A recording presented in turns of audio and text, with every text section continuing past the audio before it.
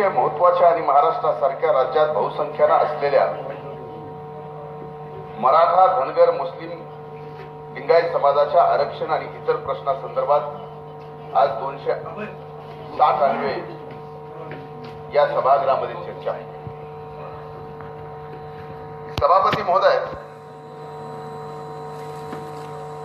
खरं तर ही चर्चा का व्हावी हा प्रश्न माझ्या मनात निर्माण झाला.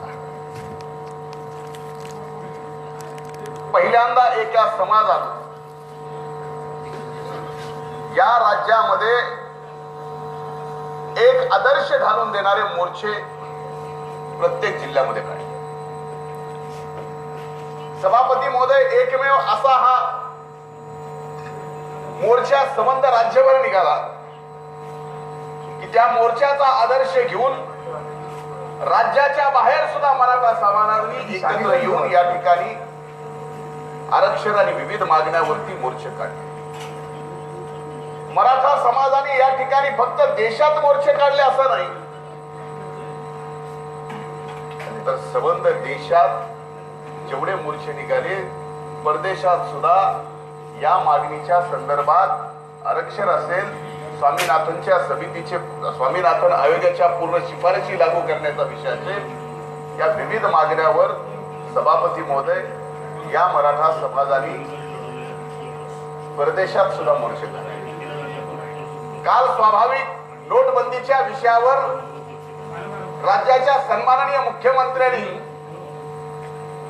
केंद्राने घेतलेला नोटबंदीचा निर्णय आणि त्याची स्तुती कुणी कुणी केली आणि तेही कुठल्या कुठल्या आंतरराष्ट्रीय वर्तमानपत्रांनी या ठिकाणी केली.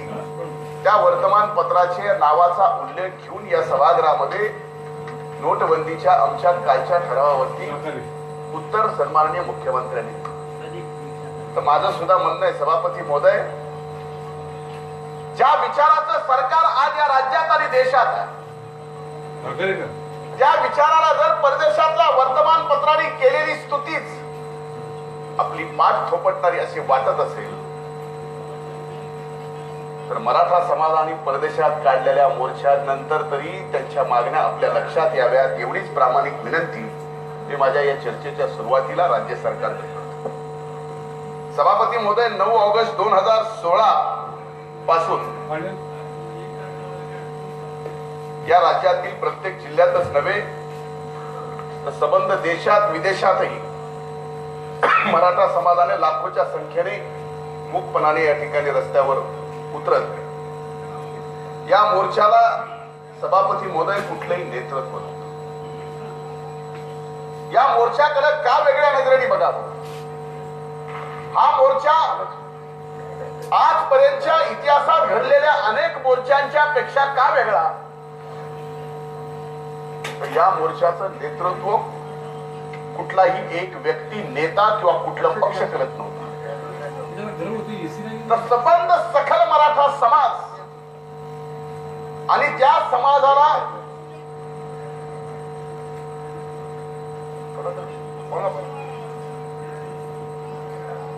सकल मराठा समाजाच्या ज्या मागण्या होत्या त्या मागण्याला समर्थन देणारे इतरही समाज या मोर्चामध्ये सहभागी झाले. कुठलंही नेतृत्व नाही, कुठल्या पक्षाचा नाही, कुठल्या विचाराचा नाही, फक्त सकल मराठा समाजाच्या आरक्षणाच्या संदर्भात आणि मराठा समाजाच्या आज जी अधोगतीची परिस्थिती निर्माण झाली आहे त्याच्यातून बाहेर येण्यासाठी सरकारकडे केलेल्या मागण्यांच्या संदर्भात हा मोर्चा. या जिल्ह्यातल्याच नाही, राज्यातल्या नाही तर देशातल्या कुठल्याही मोर्चाला सभापती महोदय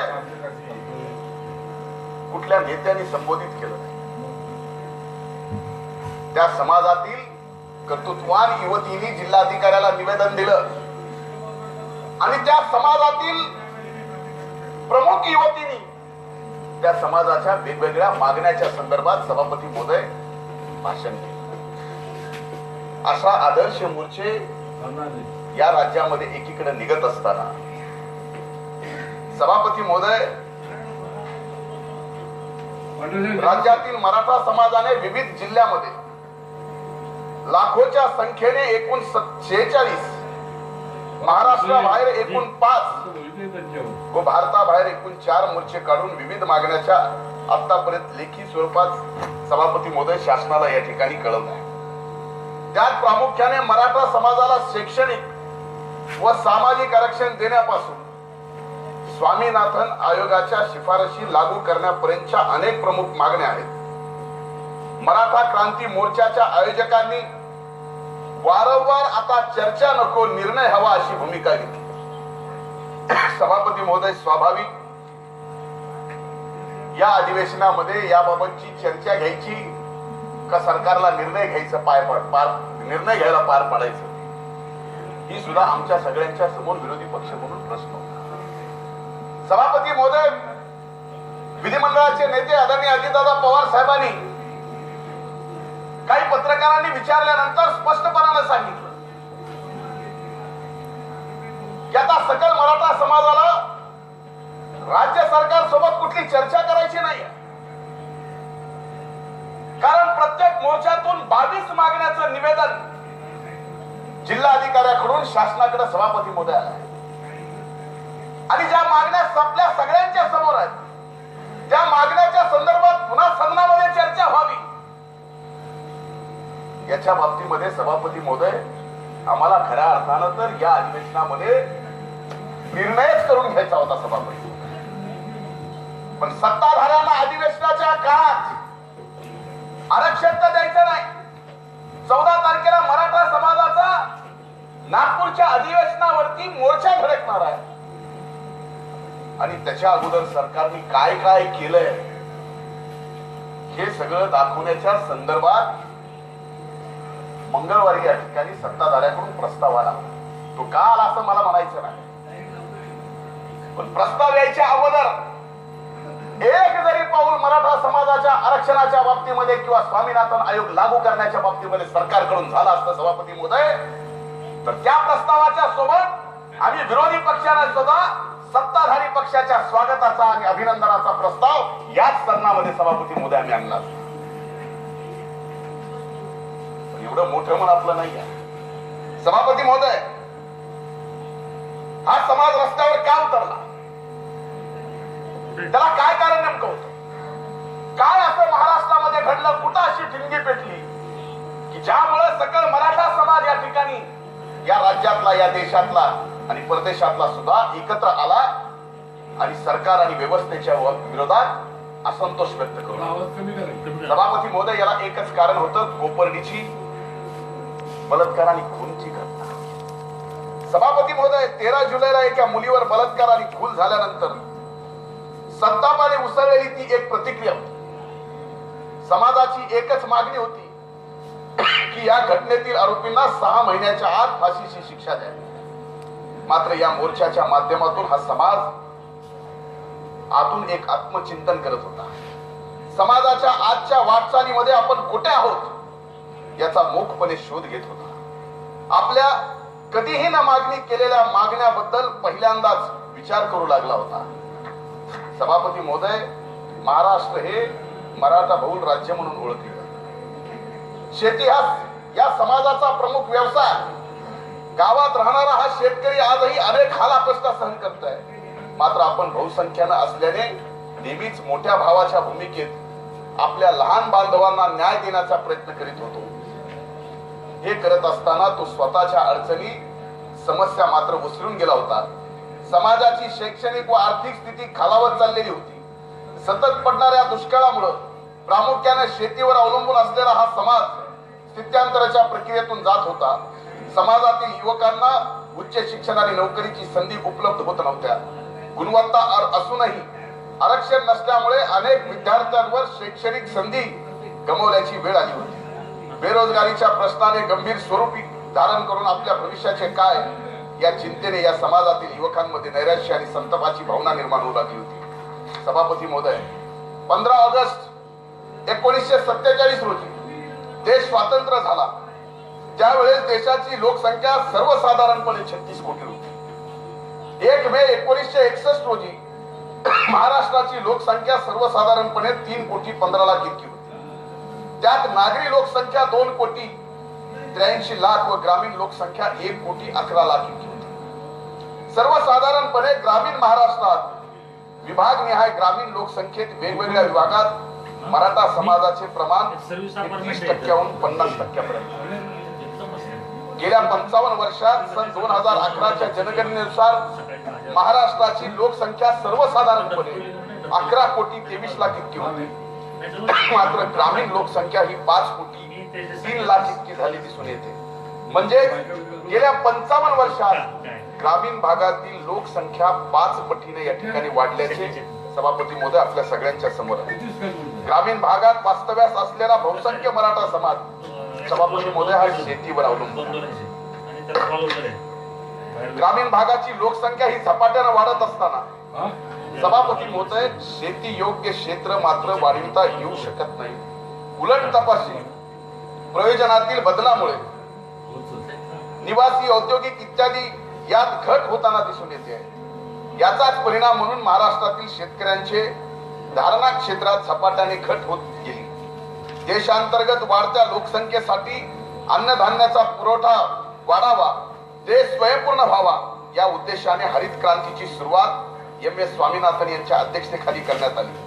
सन 1965 नंतर अल्प काळातच या योजनेचे प्रचंड मोठे यश संपादन केले.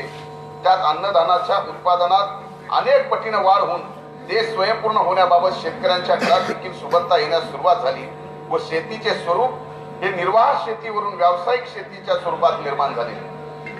सभापती महोदय, राज्याच्या विविध भागात पीक हवामान पद्धतीने ऊस, कापूस, सोयाबीन यासारखी नगदी पिके घेण्याचा शेतकऱ्यास प्रवृत्त करण्यात आले व वेळोवेळी शासन स्तरावरून सहकारी संस्थांमार्फत लॉजिस्टिक सपोर्ट देखील देण्यात आला.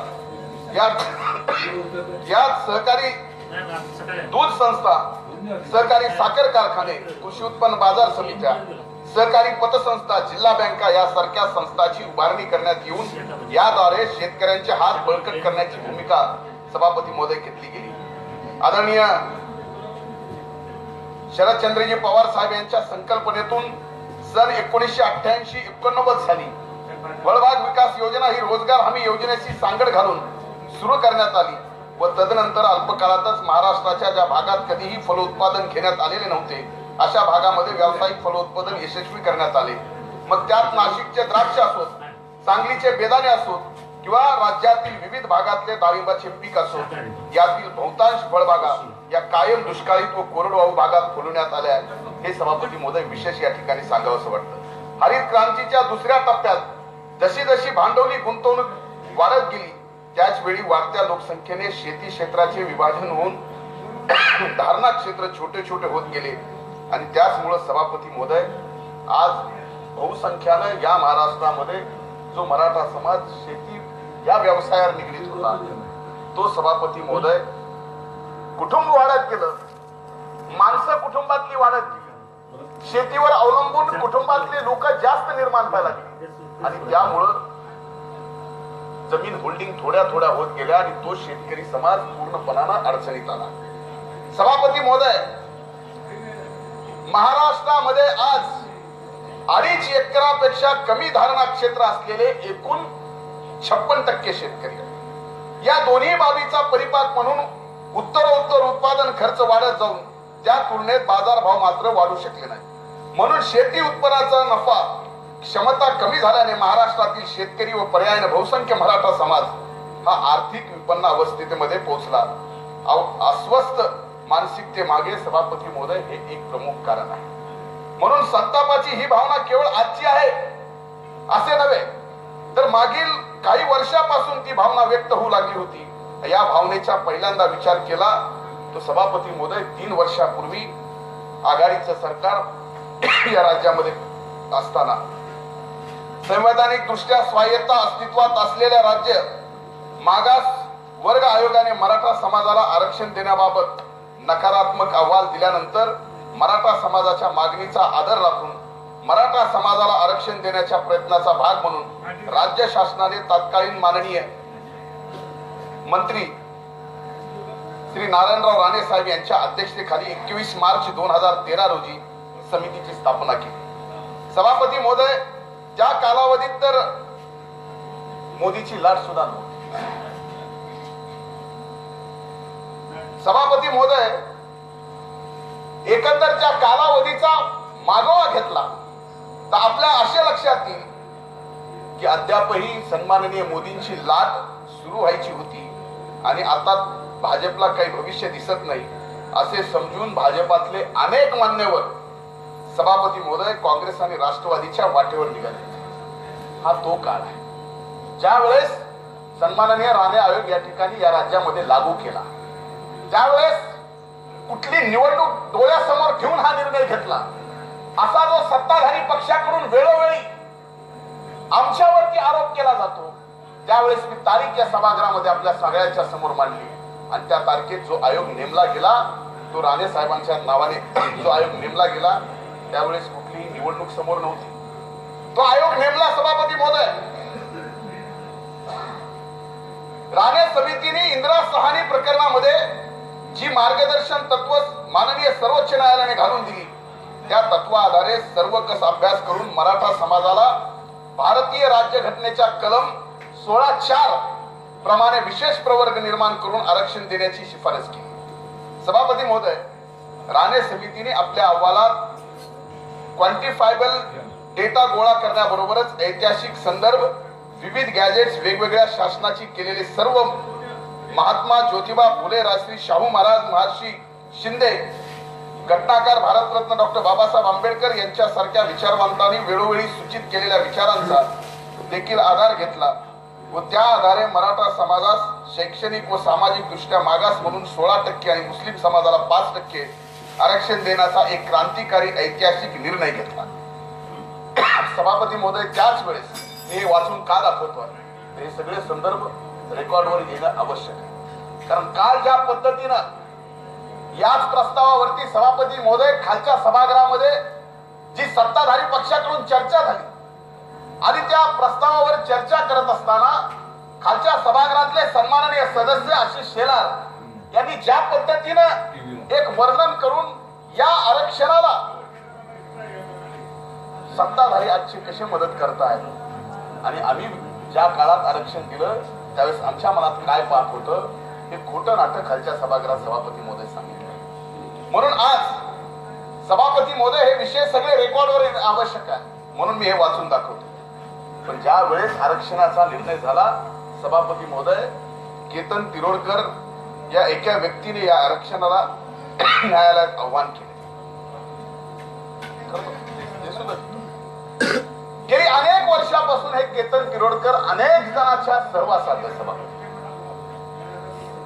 जर या मराठा समाजाच्या आरक्षणाच्या बाबतीमध्ये या सदनात चर्चा होत असेल तर सभापती महोदय, आरक्षण तुम्ही देणार असाल, तुमचं मन जर साफ असेल सभापती महोदय, तर या केतन तिरोडकरांची सुद्धा एका माध्यमातून चौकशी करणं आवश्यक आहे की यांना कोणी कोणी भेटलं, कोण कोण कोणाच्या सहवासात होतं, काय होतं असं की त्यांनी त्या ठिकाणी दिलेल्या आरक्षणाला आव्हान केलं. सभापती महोदय, 14/11/2014 रोजी माननीय उच्च न्यायालयाने या आरक्षणाला स्थगिती दिली. या संदर्भात राज्य शासनाने माननीय सर्वोच्च न्यायालयात दाखल केलेले अपील 18/12/2014 रोजी नामंजूर केले. तसेच माननीय उच्च न्यायालयाने लवकरात लवकर हे प्रकरण निकाली काढावे असे नमूद केले. सभापती महोदय, राज्यातील बहुसंख्यांच्या महत्वाच्या मागणीवर चर्चा करीत असताना आम्हाला राजकारण करायचं, सत्ताधारी पक्षातील मंडळींनी ते करून माझी अपेक्षा आहे सभापती महोदय, आपल्या माध्यमातून या सभागृहाचे नेते या ठिकाणी सदनात उपस्थित, जर तुमची प्रामाणिक भूमिका असेल की मराठा समाजाला आरक्षण देण्याची, धनगर समाजाला आरक्षण देण्याची, मुस्लिम समाजाला आरक्षण देण्याची, लिंगायत समाजाला आरक्षण देण्याची, तर राजकारण आम्हालाही करायचं नाही, राजकारण आपणही करू. सभापती महोदय, समाजाला आरक्षण दिले त्यावेळेस आघाडीचे सरकार होते. नोव्हेंबर 2014 मध्ये राज्यात सत्ता बदल झाला आणि युतीचे सरकार या ठिकाणी आले. महाराष्ट्र शासनाने दिनांक 9/1/2015 रोजी 16% आरक्षण मराठा समाजाला देण्यासाठी अधिनियम पारित केला. तथापि अशा कायद्याचे समर्थन करण्यासाठी माननीय उच्च न्यायालयाच्या प्रलंबी याचिकेत त्याचं प्रतिज्ञापत्र सादर केलं. इथं तुमचा उद्देश लक्षात येतो दादा. सभापती महोदय, सरकारकडून काय पाप झालं?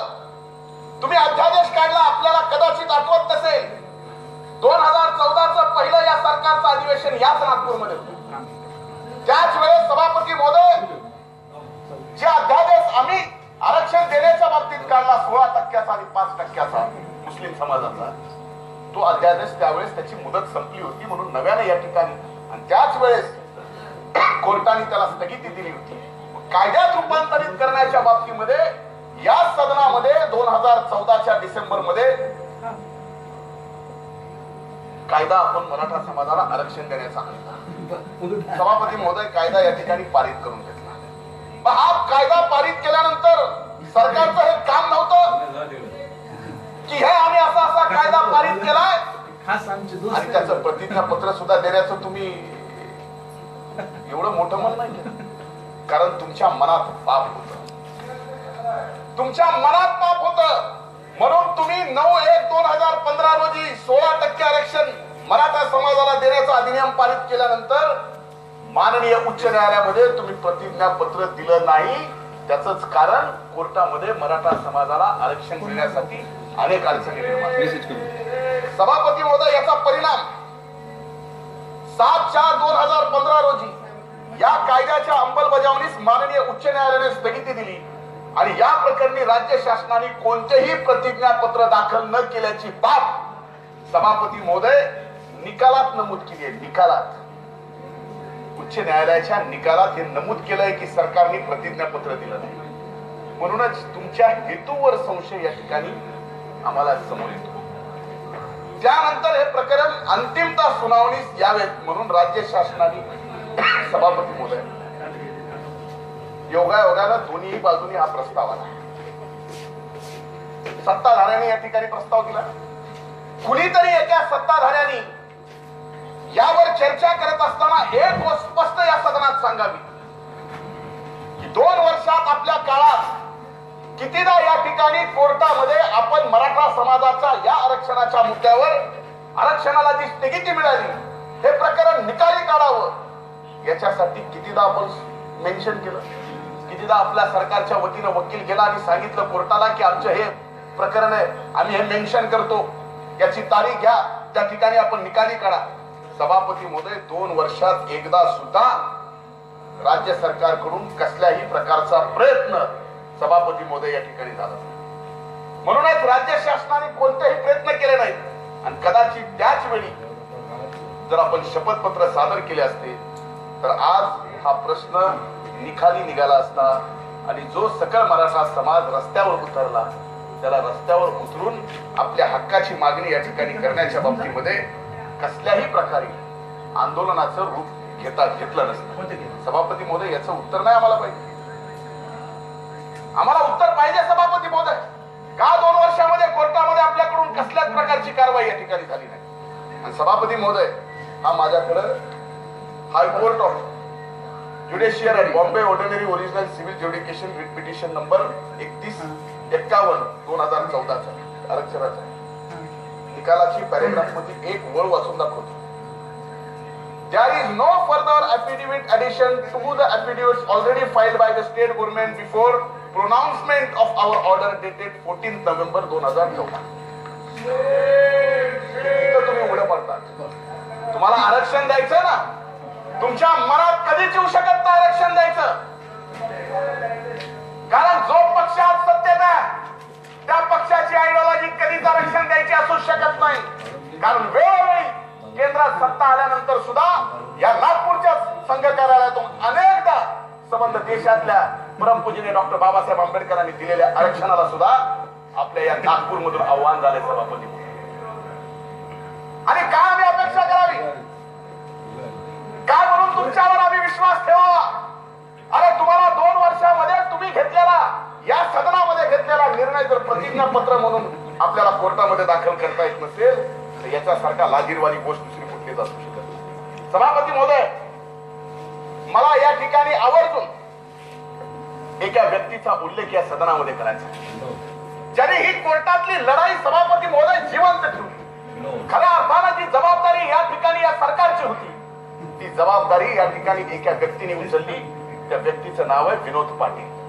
सभापती महोदय, त्यांनी या ठिकाणी मराठा आरक्षणासाठी हा माणूस सभापती महोदय सरकारपेक्षाही 4 पावलाच पुढे जातो. त्यांचं नाव पूर्ण विनोद नारायण पाटील आहे. त्यांनी हस्तक्षेप म्हणून या प्रकरणात 6 सप्टेंबर 2016 रोजी माननीय उच्च न्यायालयापुढे हस्तक्षेप अर्ज 25/057/216 दाखल. सभापती महोदय, या प्रकरणी विनोद पाटील यांनी माननीय सर्वोच्च न्यायालयात देखील विशेष अनुमती याचिका दाखल करून मराठा आरक्षणावर असलेल्या स्थगितीमुळे लाखो मराठा विद्यार्थ्यांचे शैक्षणिक व सेवा विषयक नुकसान होत असल्यामुळे सदर प्रकरणाची तात्काळ सुनावणी घेण्याबाबत माननीय सर्वोच्च न्यायालयात विनंती केली. माननीय सर्वोच्च न्यायालयाने सदर याचिका निकाली काढताना दिनांक 19/8/2016 रोजी माननीय उच्च न्यायालयाने प्रकरण लवकर निकाली काढण्याबाबत विचार करावा असे नमूद केले. ते केवळ फक्त विनोद पाटलामुळे, सरकारमुळे नाही सभापती. त्यांच्या हस्तक्षेप याचिका जी दाखल केली त्याच्यामुळे सभापती महोदय सरकारकडून प्रयत्न झाला नाही. सभापती महोदय, आज माननीय उच्च न्यायालयाने अंतिम सुनावणीची सुरुवात केली आहे. परंतु शासनाकडून शपथपत्र दाखल करण्यात न आल्यानं 30 सप्टेंबर व 13 ऑक्टोबर 2016 या दोन्ही वेळेस प्रतिज्ञापत्रा अभावी ती तारीख पुढे ढकलली. तुम्हाला आरक्षण द्यायचं आहे ना, मग तुमच्या चुकीमुळं कोर्टामध्ये तारखा पुढे ढकलल्या जातात. याचं थोडंसं भान सरकारला नाही आहे. आज जेवढा उतावीळपणा तुम्ही 207चा प्रस्ताव सत्ताधाऱ्यांचा म्हणून 14 तारखेला मोर्चा येतोय आणि त्याच्यात सरकार काय करतं हे दाखवण्यासाठी प्रयत्न करताना, तेवढा जर थोडासा प्रयत्न प्रतिज्ञापत्र हे तारखेला दाखल केलं असतं तर आज ही वेळ उतावीळपणाची तुमच्या सरकारवर आली नसती. सभापती महोदय, 7 डिसेंबर म्हणजे काल सभापती महोदय सुनावणीच्या वेळी देखील शपथपत्र दिल्याची घोषणा या ठिकाणी केली जाते. शैक्षणिक आपले शिक्षण मंत्री विनोद तावडेजी कालही प्रेसवर बोलले.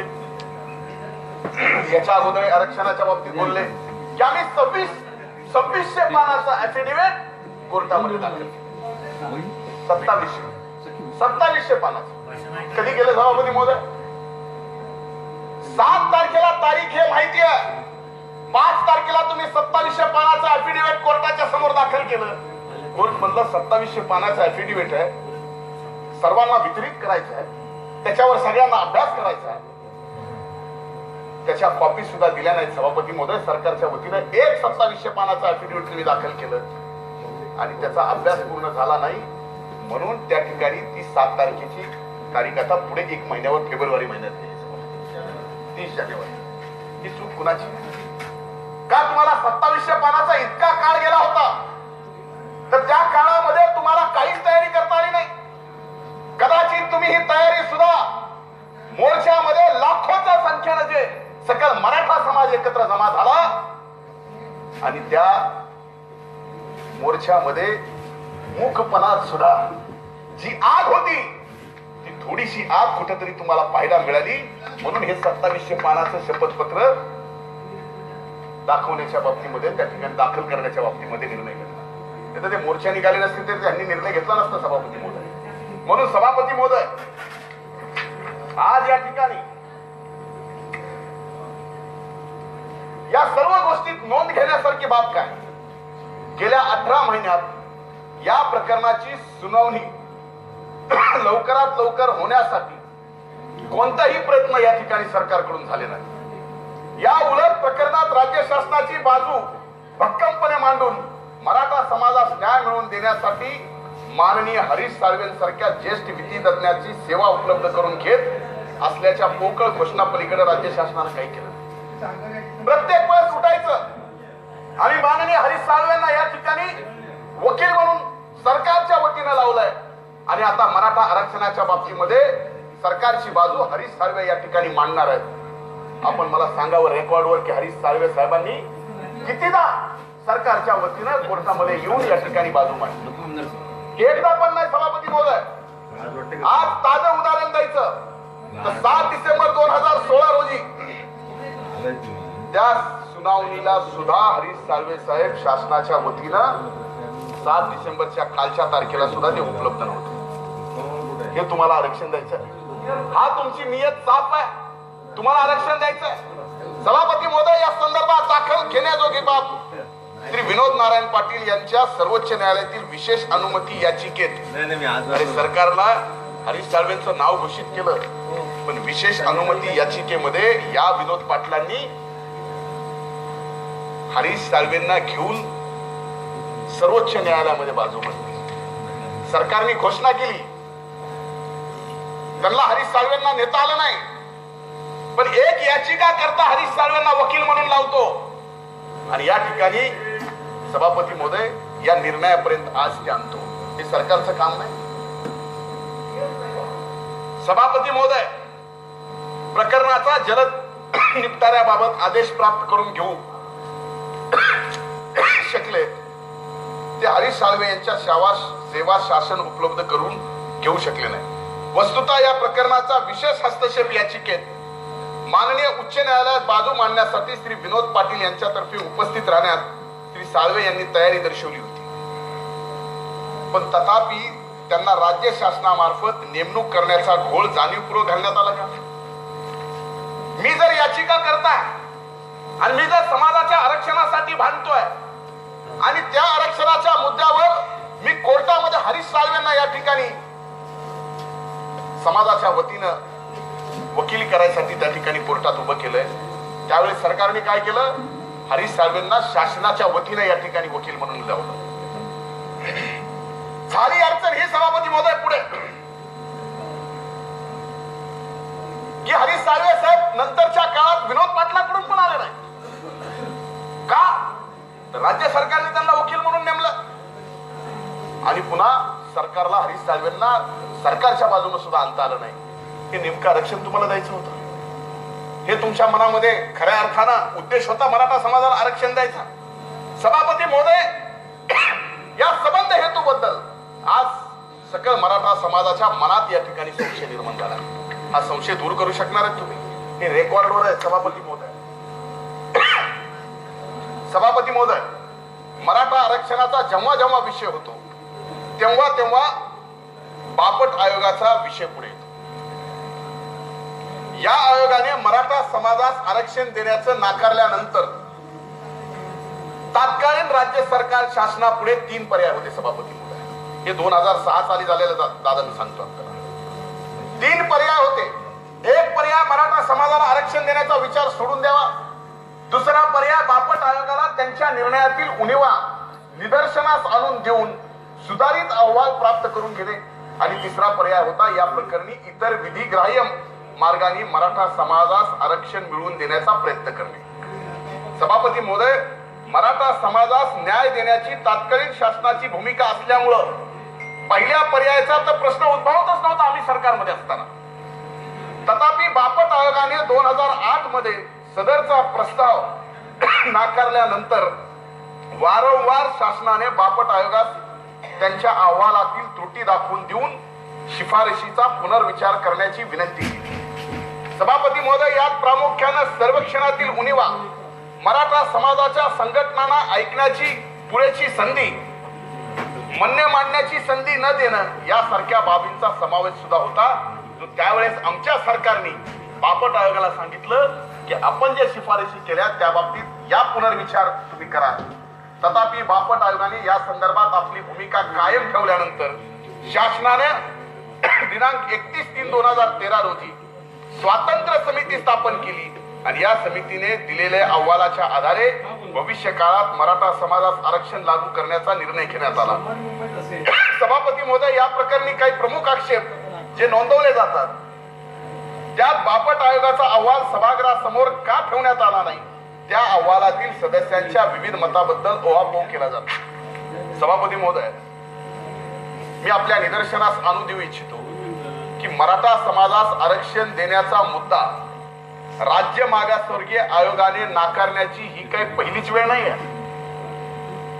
तुम्ही ज्या ज्या वेळेस चर्चेच्या माध्यमातून, मग ते टीव्ही माध्यमाच्या समोर असो, मीडियाच्या समोर असो, या बाबतीत आमच्यावरती बोललं जातं की बापट आयोगाचा अहवाल का ठेवला नाही, तो अहवाल सभागृहात का ठेवला नाही?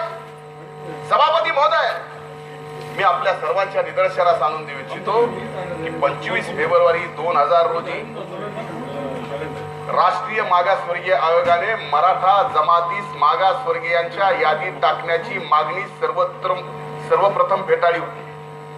त्यावेळेस या देशाचे प्रधानमंत्री श्रद्धेय अटलजी होते आणि ते असताना सुद्धा या राष्ट्रीय मागासवर्गीय आयोगाचा अहवाल त्या काळात सुद्धा कधीही कुठल्याही दोन्ही लोकसभा आणि राज्यसभेच्या सभागृहामध्ये ठेवला नव्हता.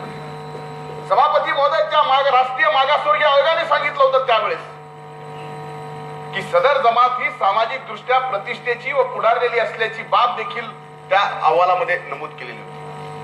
तत्कालीन वाजपेयी सरकारने देखील हा अहवाल संसदेच्या सभागृहामध्ये चर्चेसाठी ठेवला नव्हता. मराठा आरक्षणाचे हे वादळ 14 डिसेंबरला या नागपूरच्या अधिवेशनावर धडकणार. संपूर्ण राज्याचे लक्ष या मोर्चाकडे सभापती महोदय लागलं. मोर्चेकरांचे या अधिवेशनाकडे लक्ष लागलं. शासन हे मोर्चे दडपण्याचा प्रयत्न करतोय आणि आजपासून नाही सभापती महोदय, मी आपल्याला पुरावा देतो सभापती महोदय की सभापती महोदय, औरंगाबादला पहिला मोर्चा ज्या वेळेस या ठिकाणी झाला त्या मोर्चाला 7 लाख लोक होते सभापती महोदय, 7 लाख. पण आपलं शासन आपल्या म्हणण्यानुसार सभापती महोदय आपल्या विभागीय आयुक्तांचं पत्र राज्य सरकारला जे आलंय माननीय अप्पर मुख्य सचिव गृह यांना आणि त्या की सदर मोर्चात जवळपास 1,50,000 नागरिक उपस्थित होते. सभापती महोदय, आजही तुम्ही आपल्याकडे टेक्नॉलॉजी एवढी पुढे गेली आहे, त्या मोर्चाच्या व्हिडिओ क्लिप्स आजही आहेत. त्याला क्लोज करून तुम्हाला माणसं सुद्धा मोजता येतील. तुमच्या मनात पहिला मोर्चा दडपण्यापासूनचे सगळे जे जे काय करायचं होतं सभापती महोदय आपल्या निदर्शनास पाठवू. सभापती महोदय आपण पाहून घ्यावं. आयुक्तांचं पत्र आहे. तुमची एकीकडे शासनापासून प्रशासनापर्यंत सर्वजण हे मोर्चे दाबण्यासाठी प्रयत्न करत होते सभापती महोदय, आणि दुसरीकडे मात्र या ठिकाणी समाज एक आदर्श सर्व समाजाच्या समोर ठेवत होता. कसलीही घोषणा, कसल्याही प्रकारची कुणाच्या बाबतीत टीका नाही, मूकपणे आपल्या भावना व्यक्त करणारे मोर्चे या राज्यामध्ये आदर्श निर्माण करत होते. आणि दुसरीकडे मात्र हाच आदर्श शासन आपल्या पायाखाली तुडवत होतं. सभापती महोदय, सभापती महोदय,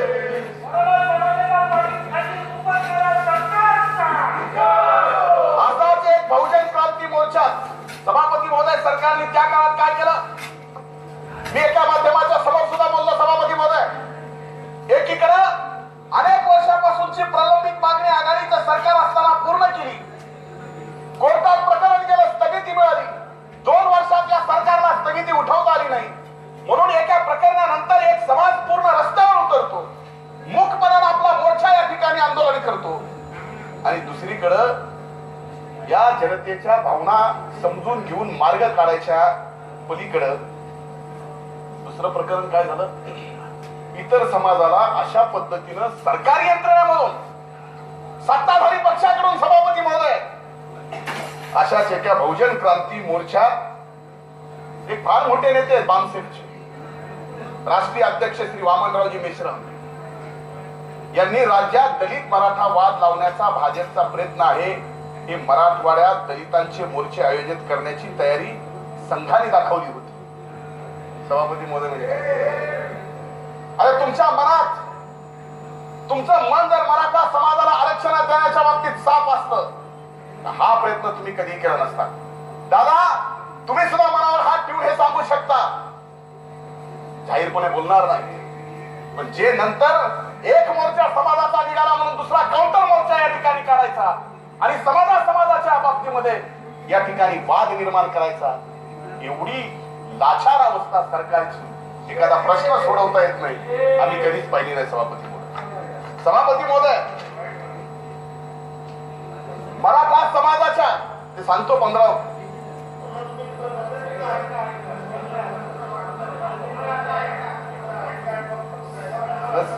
दादांना स्वाभाविक एवढा राग आहे ना. सभापती महोदय, एक महत्वाचा विषय झाला. एकीकडे हा सबंध समाज मूकपणाला रस्त्यावर उतरून आपल्या भावना व्यक्त करत होत आणि दुसरीकडे या प्रस्तावावर बोलायला नंतर सन्माननीय दरेकरजींना सत्ताधारी पक्षाकडून सांगितलं, काल रात्री बदललं. पण त्याच्या अगोदर शिवसेनेच्या सन्माननीय नीलमताई गोरे या ठिकाणी प्रस्तावावर बोलणार होत्या. आरक्षणाचे कुठल्या तोंडाने बोलणार होते मला माहिती. सभापती महोदय, एकीकडे मूक मोर्चे निघत होते आणि दुसरीकडे शिवसेनेच्या मुखप्रताप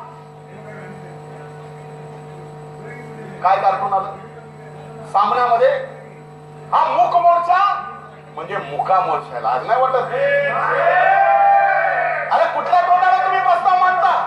काय अधिकार आहे तुम्हाला? संबंध सकल मराठा समाजाचा अपमान करता. मूक मोर्चाला मुका मोर्चा म्हणता. संबंध मराठा समाजाच्या आमच्या मायमाऊलीची इब्रत तुमच्या वर्तमानपत्रात कार्टून मध्ये टाकता. पुढे तोंडाने घेऊन या ठिकाणी म्हणता की आम्हाला मराठा आरक्षणाच्या बाबतीत 260 प्रस्ताव मांडले. अरे सभापती महोदय, ही काय वेळ आहे? सभापती महोदय, जशी आरक्षणाची या मोर्चामध्ये मागणी होती तेवढीच प्रमुख मागणी सभापती महोदय या मराठा समाजाच्या मोर्चात स्वामीनाथन आयोगाच्या शिफारशी तात्काळ लागू करण्याच्या बाबतीत होत्या. ही तेवढीच महत्वाची मागणी सभापती महोदय.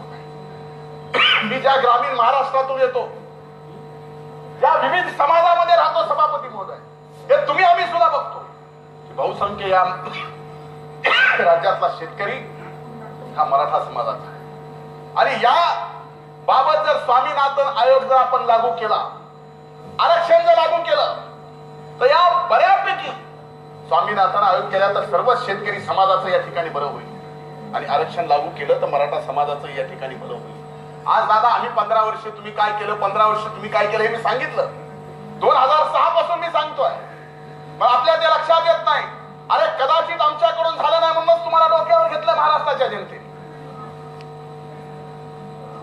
मी आपला जाहीर सत्कार करेल, आपला जाहीर दादा सत्कार करेल, पण इथं आहात संघ कार्यालयात जाऊन विचारा, आम्हाला मराठा समाजाला आरक्षण द्यायचंय, तुम्ही काय करणार आहात?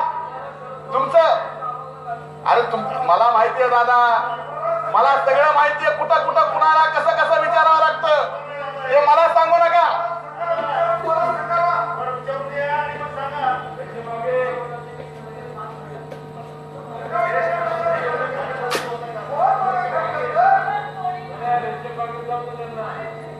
सभापती महोदय,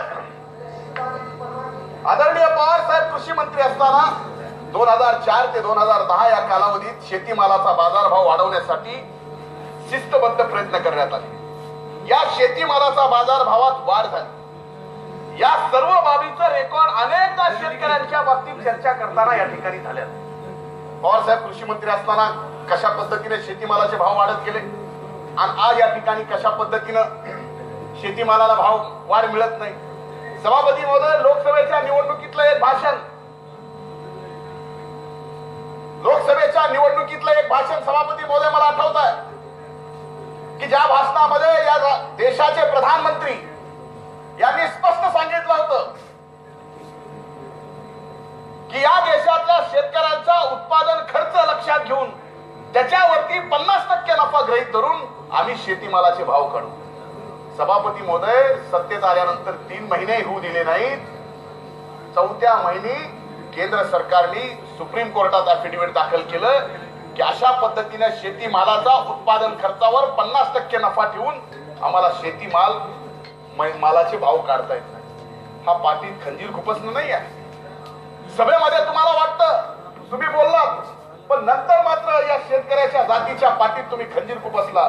सभापती महोदय, हे सुद्धा या देशातला शेतकरी कधी विसरणार नाही. सभापती महोदय, या सरकारला खरंच शेतकऱ्यांच्या बद्दल कळवळ असेल तर तात्काळ माननीय सर्वोच्च न्यायालयात जे प्रतिज्ञापत्र तुम्ही या ठिकाणी दिलंय ते विड्रॉ करा. तुम्हाला जर शेतकऱ्यांच्या बाबतीमध्ये खरंच प्रेम आहे, हा विषय काय एकट्या राज्यापुरता नाही, हा देशातला विषय. दादा तुमची फार मोठी वजन आपल्या तिथं आहे, त्या वजनाचा उपयोग करा. आणि जे शपथपत्र सुप्रीम कोर्टामध्ये या ठिकाणी केंद्र सरकारने हे दिलंय, जर तुमची भावना साफ असेल तर ते शपथपत्र दादा आपण काढून घ्या, तरच खऱ्या अर्थानं लक्षात येईल की आपल्याला शेतकऱ्याच्या बद्दल प्रेम आहे. सभापती महोदय, समाज आज अस्वस्थ आहे. कुणी त्यांच्या या मूकपणाची मुका मोर्चात म्हणून हिताळणी करीत असेल तरी ते शांत आहे. त्याचा हा राग आज दबून आहे. मात्र या समाजाला न्याय न दिल्यास त्याचा आग डोंब उसळल्याशिवाय राहणार नाही. सभापती महोदय, हे सत्ताधाऱ्यांनी लक्षात घ्यावं. खरे तर मोर्चेकऱ्यांची चर्चा नको, निर्णय घ्या अशी मागणी होती. आजही आमची तीच मागणी आहे. तुमच्यामुळे या ठिकाणी सदनात चर्चा होत असेल, आम्हाला चर्चा करायची नव्हती, आम्हाला सरकारला निर्णय घ्यायला भाग पाडायचं होतं. आज आपण चर्चा सुरू केली आहे. तुम्हाला निर्णय घ्यायचा अधिकार आहे. तुमच्या जर खरंच मराठा समाजाला आरक्षण द्यायची भावना असेल तर या ठिकाणी आपण कसल्याही परिस्थितीमध्ये या मराठा समाजाला आरक्षणाची घोषणा या ठिकाणी करा. आणि त्याचबरोबर या राज्यात स्वामीनाथन आयोगाने ज्या शिफारशी केल्या त्या सर्वच्या सर्व शिफारशी या राज्यात तुम्ही लागू करा. आम्ही आपला सत्कार करू दादा, आपण म्हणताल तिथे येऊन आम्ही आपला सत्कार करू. सभापती महोदय, राज्यातील मराठा समाज प्रामुख्याने शेती व्यवसायात निगडीत आहे. या स्वामीनाथन आयोगामध्ये दुसरी महत्वाची मागणी आहे की शेतकऱ्यांचं कर्ज माफ केलं पाहिजे. सभापती महोदय, म्हणून या स्वामीनाथन आयोगाच्या बाबतीमध्ये सुद्धा या आयोगात दिलंय की शेतकऱ्यांची सातबारा कोरी करावी. सलग 3-4 वर्षापासून शेतकऱ्यांची शेती बंद आहे. म्हणून या शेतकरी समाजाला, या शेतकरी समाजात बहुसंख्य मराठा समाज आहे, त्याला सुद्धा या ठिकाणी न्याय मिळावा. सभापती महोदय, या प्रस्तावामध्ये धनगर, मुस्लिम आणि लिंगायत समाजाच्याही आरक्षणाच्या बाबतीमध्ये विषय आहे. खरं तर आरक्षणाच्या सगळ्यात मोठे लाभार्थी या राज्य सरकारचे इथं सभागृहात असते तर बरं झालं असतं सभापती महोदय, पण ते नाही आहे. सभापती महोदय, सभापती महोदय, धनगर समाजाच्या आरक्षणासाठी खरं मोर्चा कुठे निघावा, सरकार दरबारी निघावा. लोकसभेच्या निवडणुकीच्या आणि विधानसभेच्या निवडणुकीच्या मध्ये धनगर आरक्षणाचे मोर्चे निघाले बारामती आणि तिथं मोर्चे झाले, आंदोलन झाली.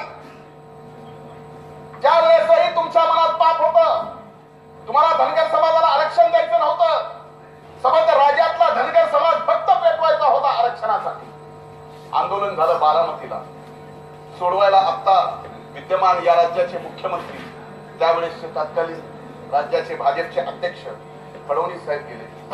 उपोषण सोडताना आपण काय केलं, या राज्यातील संबंध धनगर समाजाला शब्द दिला होता, 1 महिन्याच्या आत आमची सत्ता ना, आम्ही धनगर समाजाला एसटीचं आरक्षण देऊ. सभापती महोदय, पहिल्या कॅबिनेट मध्ये, अरे या 2 वर्षात किती कॅबिनेट झाल्या दादा, त्याचा थोडा जरी विचार करा. तुम्ही एवढं धनगर समाजाला तर म्हणजे लुभावलं की त्या लुभावण्याला मला एक शेर आठवला. सभापती महोदय, किती वेळ काढूपणा, कशा पद्धतीनं, उनकी ना दिखता, उनकी ना दिखता, इन ही कुछ गलत समझ बैठे, हम ही कुछ गलत समझ बैठे. उनकी ना दिखता, हम ही कुछ गलत समझ बैठे. वो मोहब्बत से बात करते थे, हम मोहब्बती समझ बैठे. आप मोहब्बत से बात करते थे धनगर समाज से, आणि समाजाने तुम्हाला निवडून दिलं, मोहब्बती समझ बैठे. आणि आज तुम्ही त्या धनगर समाजाला वाऱ्यावर सोडून दिलं. 2 मंत्री आपण कॅबिनेट मंत्री म्हणून घेतले. आपल्याला वाटलं की संबंध धनगर समाजाच्या प्रश्न सुटले. आज कुठला समाज रस्त्यावर असं तुम्ही समजताय. अरे या नागपूरच्या अधिवेशनावर धनगर समाज मोर्चा घेऊन आला आणि मोर्चा घेऊन आल्यानंतर आपल्या मंत्र्यांचे काय तिथं हाल झाले ये ट्रेलर था दादा, ये ट्रेलर, अच्छी फिल्म आने वाली है। लोग इंतजार कर रहे हैं विधानसभा और लोकसभा के चुनाव का। हे तुम्ही आज समजताय नगरपालिकेचं विजय, ठीक आहे, आम्ही स्वागतही केलं, अभिनंदनही केलं, या विजयानं हुरळून जाऊ नका। आमचं म्हणणं आहे तुम्ही वेगळं काय करा असं आम्ही सांगत नाही। अरे तुम्ही या राज्याच्या जनतेला जे शब्द दिले ते शब्द तरी तुम्ही पूर्ण करणार आहेत का नाही? का फक्त शब्द तुम्ही जनतेला खेळवायला ठेवले होते? सभापती महोदय, एकीकडं या प्रस्तावावर मंत्र्यांना बोलताय, सबमिट करके जशी हिम्मत जानकरांनी एका निवडणूक अधिकाऱ्याला फोन करून काँग्रेसचं चिन्ह गोठवून स्वतःच्या पक्षाचं चिन्ह या ठिकाणी द्या, ही जी हिम्मत मंत्र्याने केली ना, ती हिम्मत या ठिकाणी या राज्याच्या मंत्र्यांनी, दुग्ध विकास मंत्र्यांनी करावी आणि या प्रस्तावात भाग घ्यावा आणि म्हणावं राज्य सरकारने या ठिकाणी धनगर समाजाला आरक्षण द्यावं, तरच मी मंत्रिपदावर नाही तर मंत्रिपद सोडून देतो। असे अनेक आदर्श या ठिकाणी झाले सभापती महोदय। परमपूजनीय डॉक्टर बाबासाहेब आंबेडकरांनी सुद्धा एक निर्णय झाला नाही तर त्याच्यासाठी आपलं मंत्रिपद सोडून दिलेला आदर्श अनेक जण सभापती महोदय, पण ते करू शकणार आहेत का? जर ते केलं तर समाजाला समजेल की यांना खरंच समाजासाठी आरक्षण पाहिजे होतं, स्वतःसाठी नव्हतं। सभापती महोदय, आल्यानंतर प्रत्येक वेळेस अनेकदा प्रत्येक अधिवेशनात धनगर आरक्षणाच्या बाबतीत प्रश्न असतो, प्रश्न तारांकित असतो, लक्षवेधी असते, 289 असतो, त्याच्यावर शासनाकडून एकच उत्तर मिळतं की Tata institute of social science या संस्थेला अहवाल घेऊन धनगर समाजाच्या आरक्षणाचा प्रश्न या सरकारने निकाली काढला। आता Tata institute of social sciences या बाबतीत खरंच केंद्र सरकारने याला अफिलिएट केलंय का या टाटा इन्स्टिट्यूटला? उद्या यांनी दिलेला प्रस्ताव, यांनी दिलेला अहवाल केंद्र सरकार खरंच स्वीकारणार आहे का? राज्य घटनेपेक्षा ही संस्था मोठी आहे का? नाही सभापती महोदय, पण फक्त या समाजाला खेळवायचं आहे, आम्ही काहीतरी करतोय, आम्ही काहीतरी करतोय, आणि नेमकं ज्यावेळेस मुद्दा ऐरणीवर येईल त्यावेळेस तुम्ही वेगळाच मुद्दा काढणार, हेही मला या ठिकाणी माहिती आहे। सभापती महोदय, या सरकारमधले कॅबिनेट मंत्री एक या ठिकाणी स्पष्टपणाने या सदनात अनेक वेळा सांगितलं की आम्हाला धनगर समाजाला एसटीच्या सवलती देता येणार नाही, हे आदिवासी मंत्र्यांनी या सदनात सांगितलं। सभापती महोदय, काय हेतू तुमचा स्पष्ट आहे सांगा? तुमचा एक मंत्री म्हणतो आम्ही धनगर समाजाला आरक्षण देणार नाही, सरकार म्हणतो आम्ही धनगर समाजाला आरक्षण देतो। एवढेच सोडून द्या सभापती महोदय, केंद्रातील एका मंत्र्यांनी सुद्धा राज्य शासनाने अशा धनगर आरक्षणाला सवलतीला प्रस्ताव आला नाही या बाबतीत सभापती महोदय स्पष्टपणाने सांगितलं। मग सभापती महोदय, यात असा विषय काय राहिला? अरे तुमच्या हातात आहे, तुम्ही द्या। तामिळनाडू सरकारने ते निर्णय घेतले, तुम्हाला हे निर्णय घ्यायला काय अडचण आहे? पण तुम्हाला आरक्षण कधीच कुठल्या समाजाला द्यायचं नाही, त्या समाजाला मतलबासाठी फक्त निवडणुकीपुरतं सोबत ठेवायचं, आशा दाखवायची, सत्तेत घ्यायचं, खुर्चीवर बसायचं, पुन्हा त्या समाजाला वाऱ्यावर सोडून द्यायचं, ही भूमिका आतापर्यंत राहिली। सभापती महोदय, त्याच्यात सगळ्यात भरडला जातोय तो मुस्लिम समाज। आज ज्या मुस्लिम समाजाला आघाडी सरकारने 5% रिझर्वेशन दिलं, त्याचं सुद्धा कोर्टामध्ये प्रकरण गेलं, पण हायकोर्टाने मुस्लिम समाजाच्या शैक्षणिक आरक्षणाच्या बाबतीत संमती दर्शवली। सभापती महोदय, मी या सदनात संसदीय कामकाज मंत्री सन्माननीय गिरीश बापट साहेबांचा माझा या सदनामध्ये वाद झाला। सभापती महोदय, मी त्यावेळेस एकच मागणी करत होतो की ज्या पद्धतीने तुम्ही मराठा समाजाचा कायदा आरक्षणाचा या सदनात आणताय, तसंच ज्या हायकोर्टाने मुस्लिम समाजाला शैक्षणिक आरक्षण मान्य केलंय त्यांचा सुद्धा कायदा आणा। मुख्यमंत्री आधीच काय तुमची हिंमत आहे दादा? आयुष्यभर गुलामगिरी करेल तुमची, तुमच्या पक्षाची। जे हायकोर्टाने मुस्लिम समाजाला आरक्षण शैक्षणिक दिलंय तेवढीच तुम्ही करून दाखवायची हिंमत ठेवा, आयुष्यभर तुमची गुलामी करेल। हे होणार आहे, तुम्ही करणार आहात, तुम्ही नाही करू शकत। का आणलं नाही? चार भिंतीमध्ये काय बोलता हे मला माहिती आहे, ते उघडपणे मी सभागृहात बोलणार नाही, पण मुस्लिम समाजाला आरक्षण तुम्ही देऊ शकत नाही जे हक्काने त्यांना मिळालंय। आज तुम्ही एक एक गोष्ट करता, तुम्हाला आज चांगलं वाटतं, पण याचे परिणाम फार भयंकर या ठिकाणी होणार आहे. सभापती महोदय, प्रत्येक मंत्र्यांनी, राज्याच्या मुख्यमंत्र्यापासून प्रत्येक मंत्र्यांनी या ठिकाणी सभापती महोदय एक शपथ खाल्ली आहे. मी कुणाच्याही बाबतीत ममत्व आणि आकस ठेवणार नाही. आज तर तुम्ही अख्ख्या मुस्लिम समाजाच्या बाबतीमध्ये आकस ठेवताय. कुठं फेडणार आहात? अरे मिळालेलं आरक्षण आहे, कुणी कुठल्या कोर्टाने त्याला अडवलेलं नाहीये. हे शैक्षणिक आरक्षण तुम्ही द्या, जे तुमच्या हातातलं आहे. तुम्ही देणार आहात का? आणि दिलं तर आम्ही गुलामगिरी करू, पण तुम्हाला द्यायचं नाही. सभापती महोदय, लिंगायत समाजाच्या बाबतीमध्ये महाराष्ट्रातील लिंगायत समाजाचं आर्थिक, शैक्षणिक, राजकीय मागासलेपण दूर होण्यासाठी त्यांच्या आरक्षणाच्या मागणीवर तातडीने निर्णय व्हावा अशी या ठिकाणी मागणी आहे. हा समाज हा वीरशैव, लिंगधर, लिंगवंत, लिंगडेर अशा अनेक जाती पोटजातीमध्ये विखुरलेला समाज आहे. आर्थिक, शैक्षणिक, राजकीय दृष्ट्या मागासलेला समाज आहे. राज्य घटनेने दिलेल्या हक्कानुसार या समाजातील पोटजातीनुसार त्यांना ओबीसी, एसबीसी, एनटी, एससीसी या प्रवर्गाचा आरक्षण देण्याबाबत तातडीने निर्णय व्हावा. ऑगस्ट 2014 मध्ये राज्य मंत्रिमंडळाच्या बैठकीत आमच्या सरकारने लिंगायत गुरव, लिंगायत जंगम, लिंगायत कुंभार, लिंगायत न्हावी, लिंगायत परीट, लिंगायत धोबी, लिंगायत गुलारी, लिंगायत सुतार, लिंगायत वाणी, लिंगायत तांबोळी, लिंगायत कुलेकडगी यांना ओबीसी मध्ये समावेश करण्याची शिफारस मागासवर्गीय आयोगाकडे करण्याचा निर्णय आघाडी सरकारने त्या काळात घेतला होता. पण याबाबत पुढे या सरकारकडून काही झालं नाही. सभापती महोदय, आज तुम्ही लिंगायत समाजाला, त्या समाजाने तुम्हाला निवडून येण्यासाठी फार मोठी जबाबदारी उचलली.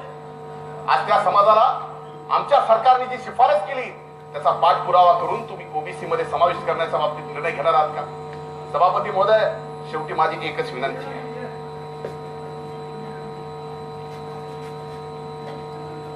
की आज आम्ही या ठिकाणी चर्चा करतो, तुम्ही राजकारण केल्यामुळे. तर या अधिवेशनात आम्ही सरकारला निर्णय घ्यायला भाग पाडला असतं.